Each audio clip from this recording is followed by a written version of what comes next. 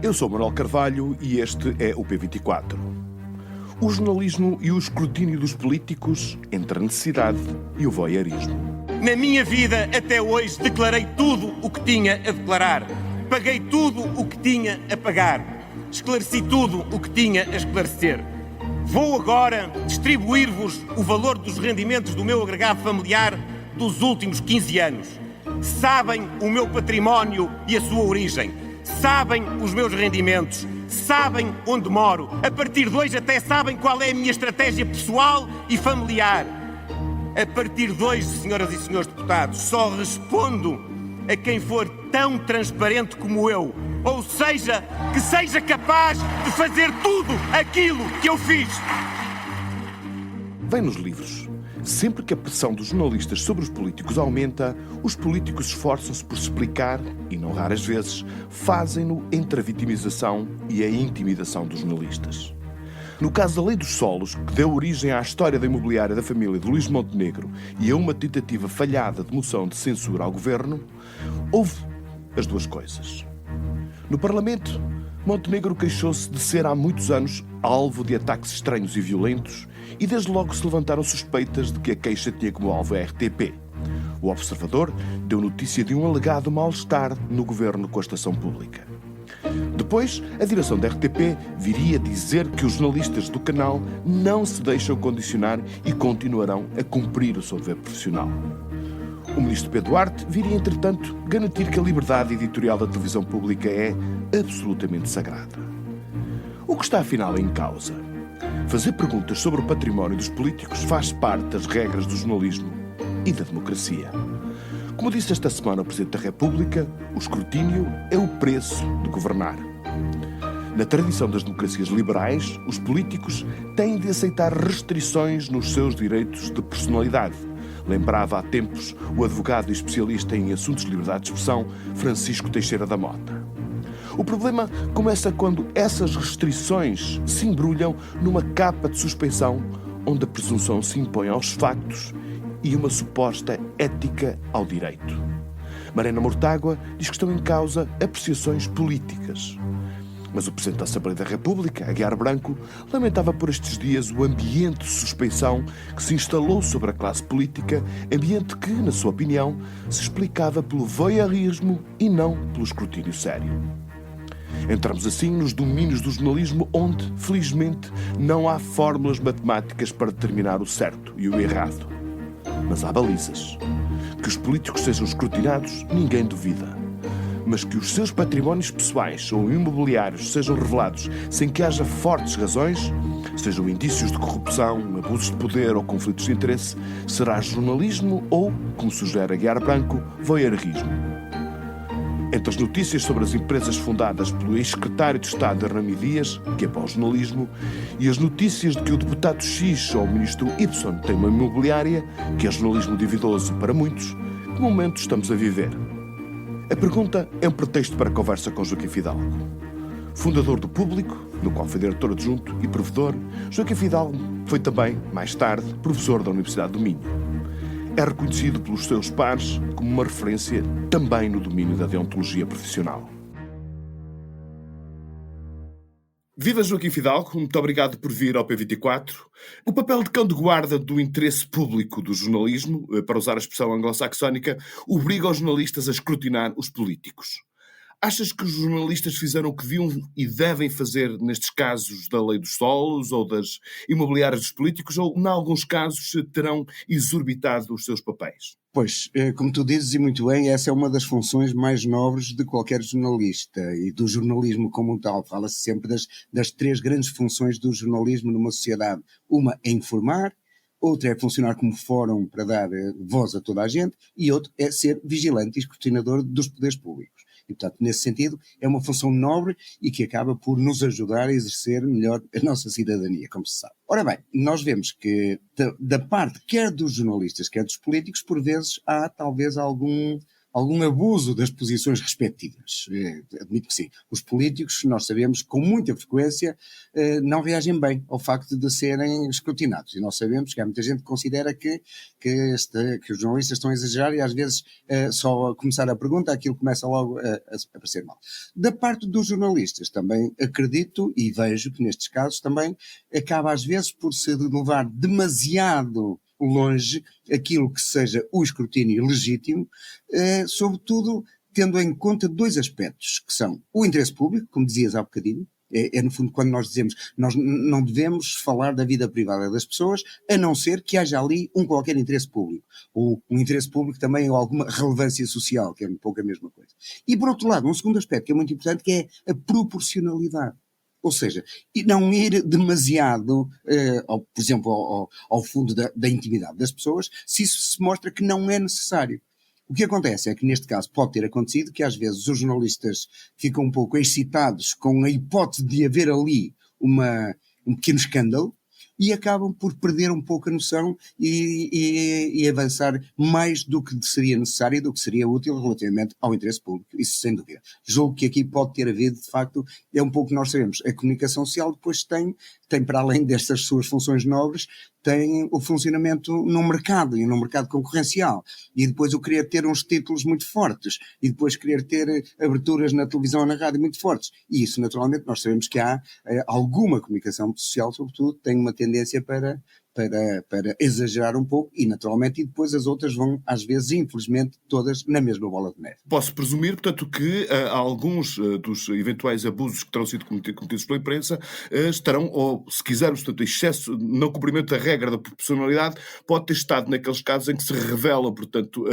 patrimónios pessoais de políticos, sejam deputados ou de ministros, portanto, sem que haja ali qualquer causalidade, qualquer outro tipo de informação, qualquer outro tipo de indício ou de conflito de interesses que justifiquem, portanto, que isso se torne um assunto do conhecimento geral. Sim, e que às vezes, aparentemente, estão a penalizar alguém por ter, na sua vida normal, fora da política, independentemente da política, terem desenvolvido negócios ou terem atividade industrial ou empresarial. Esse é um aspecto importante que tem sido falado, aliás o Presidente da Assembleia da República falava disso aqui há tempos. Ser político ou ir para político hoje, e para mais agora com as redes sociais, com a internet, essas coisas todas, nós sabemos que a atividade do escrutínio com muita facilidade vai para um certo voyeurismo, porque todos nós, mais cedo ou mais tarde, em algum momento na vida, fizemos qualquer pequena coisa de que se calhar não nos orgulhamos muito. E pode ser quando éramos novos, pode ser uma coisa qualquer, sem relevância nenhuma, mas que nestas alturas, quando começam os holofotes, digamos, a acender sobre determinada pessoa, vai-se à procura de tudo e essas coisas aparecem assim no momento. Ora bem, portanto, aí, de facto, os políticos estão demasiado visados. O que acontece é que também é importante que se perceba que para nós todos podermos ter acesso à vida política, os políticos deviam ter vida para além dela, antes e depois, como alguém dizia, antes de ser político é bom que se tenha a sua vida e sobretudo também é bom que se encare a possibilidade de ter vida depois da política, para que nós não sejamos apenas funcionários da política que nunca fizeram mais nada na vida, e esses são completamente puros, mas se calhar não estão ligados às pessoas e à sociedade da mesma maneira.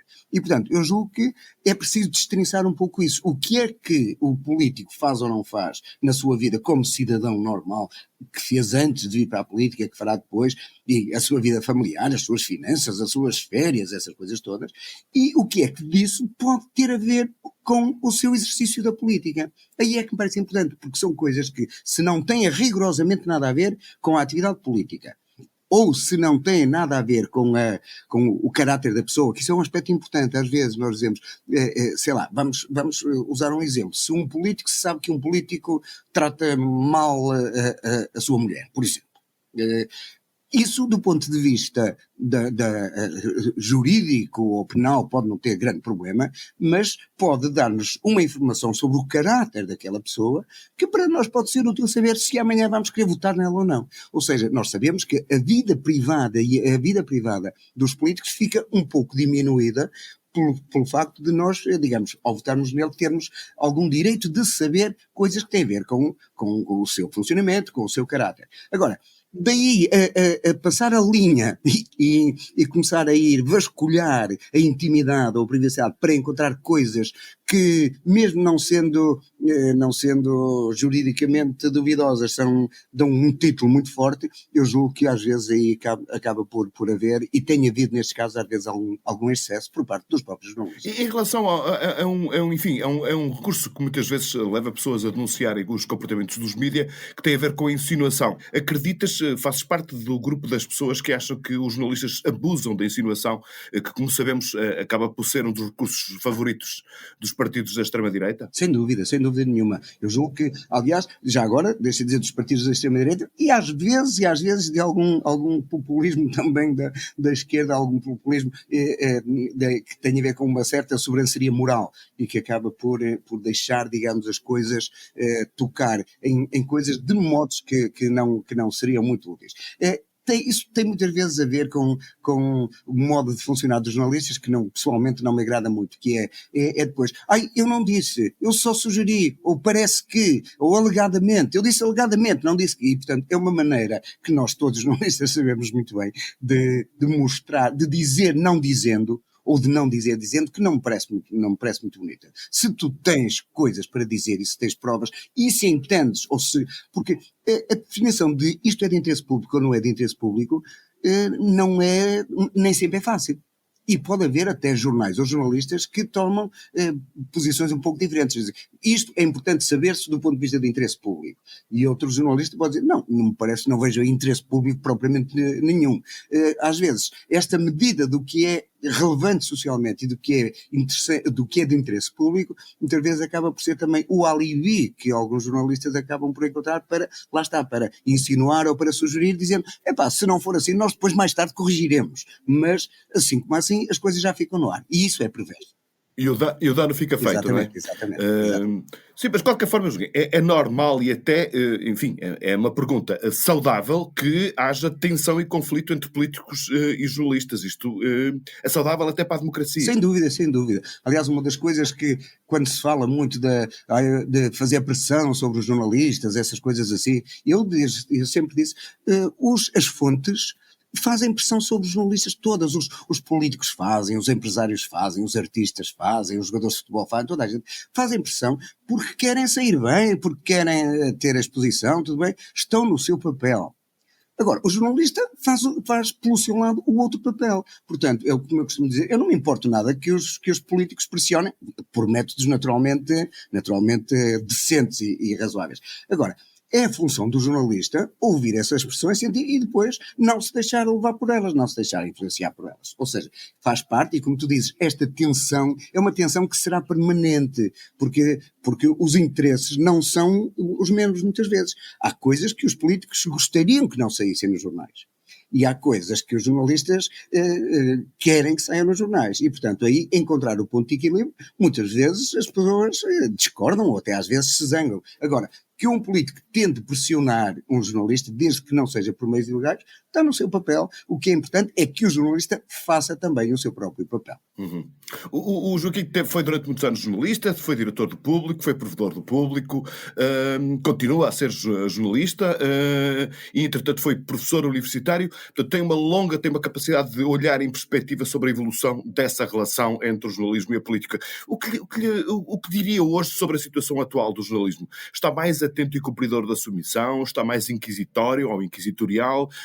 Está mais dócil ou domesticado? Como é que avalia a situação da profissão? É difícil dizer assim em termos genéricos, mas de facto o que me parece é que está mais agressivo globalmente, está mais, não diria o jornalismo e a tudo que anda à volta, digamos, a informação sobre a atualidade, digamos, a comunicação social no sentido lato. As redes sociais, por exemplo, são hoje uma presença fortíssima, inclusive dos próprios jornalistas. Os próprios jornalistas estão nelas também. E, portanto, o contexto mediático em que nós vivemos tornou bastante mais invasiva a comunicação social, ou potencialmente invasiva.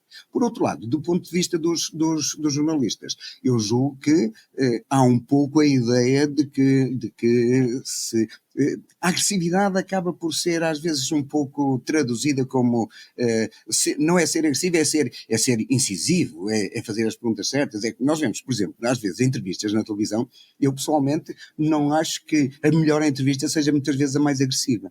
A mais agressiva muitas vezes parece que é a mais incisiva, que quer que o político não fuja, eu tentar apanhá-lo, essas coisas assim. Muitas vezes isso acaba por ser um pouco fogo de vista, parece-me. Muitas vezes as melhores entrevistas são aquelas em que o jornalista, com muita calma, mas com as coisas muito bem preparadas, vai fazendo as perguntas e deixa que o político vá para aqui e para lá e volta. Olha, desculpe, mas esta pergunta. E depois vai, não sei o quê. Sim, ok, mas esta pergunta. Portanto, as maneiras de ser firme, de ser correto, de ser bem educado, que é uma coisa que às vezes os jornalistas não são, assim, pode quase a querer invadir as pessoas, não. Sempre correto, sendo educado, e pode fazer e deve fazer isso com firmeza, de modo, digamos, forte, intenso, mas não necessariamente agressivo para dar sangue, para fazer sangue, para dizer, não, estão a ver que eu fui assim. Há um aspecto só, muito rapidamente sobre isso, que nestes últimos dias me tem chamado a atenção, que é, às vezes, os políticos quererem ser transparentes, pode ter também uma perversidade muito interessante.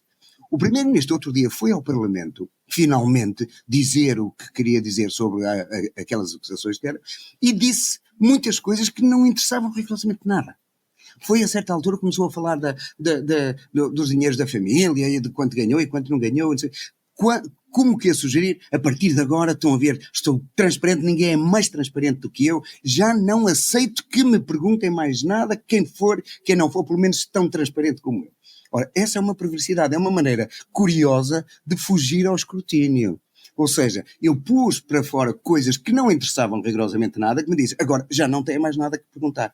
Não, peço desculpa. Os jornalistas continuam a ter possibilidade e o dever de lhe fazer perguntas, não sobre as coisas de que ele falou e que não interessam rigorosamente nada, ou quanto ele ganhou com a mulher, ou onde foi, onde não foi, mas isso é uma maneira às vezes um pouco insidiosa de dizer, já disse tudo, já respondi a tudo. Não. O político terá sempre que responder e o jornalista terá sempre que ir fazendo perguntas. É uma relação dinâmica que tem a ver com o dia-a-dia, com a atualidade e que não acaba com o dictato do político a dizer pus cá fora a minha vida toda, a partir de agora já não respondo às perguntas. Agora, portanto, calem-se e deixem-me trabalhar como em tempos de alguém dizia. Como alguém dizia aqui há uns anos, exatamente. Muito bem, professor Joaquim Fidalgo, muitíssimo obrigado por ter vindo ao P24 com as suas reflexões.